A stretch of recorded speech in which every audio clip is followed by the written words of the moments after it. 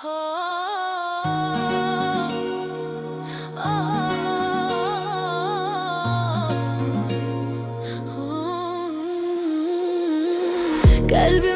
çiçekler açılmaya başlayır. Sevincim göylere sepilmeye başlayır.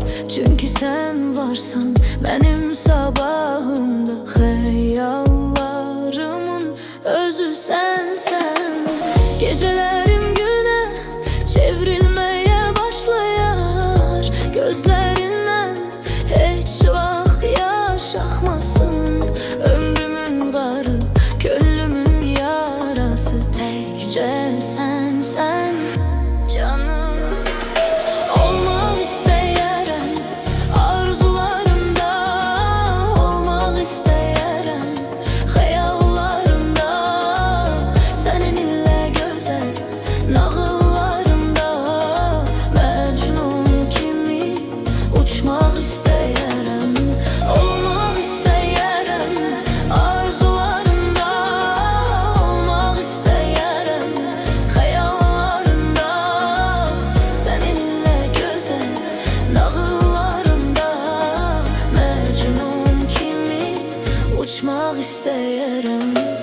Mehrindən dərdlər qəlbi tərk edər, üzündə çiçəklər işıqlanıb açar. Sənin üçün yaşayıram, mənim həyatım, arzularım sənsən.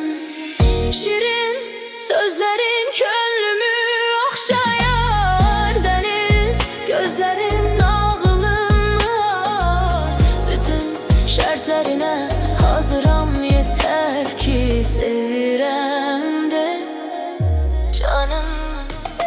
Olmaq istəyərəm arzularında, olmaq istəyərəm xəyallarında, səninlə gözəl nağıllarımda, Məcnun kimi uçmaq istəyərəm.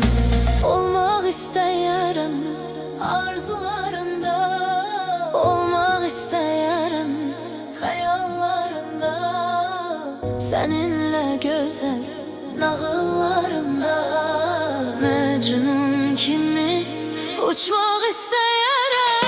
Olmaq istəyərəm arzularında, olmaq istəyərəm xəyallarında, səninlə gözəl nağıllarımda, Məcnun kimi uçmaq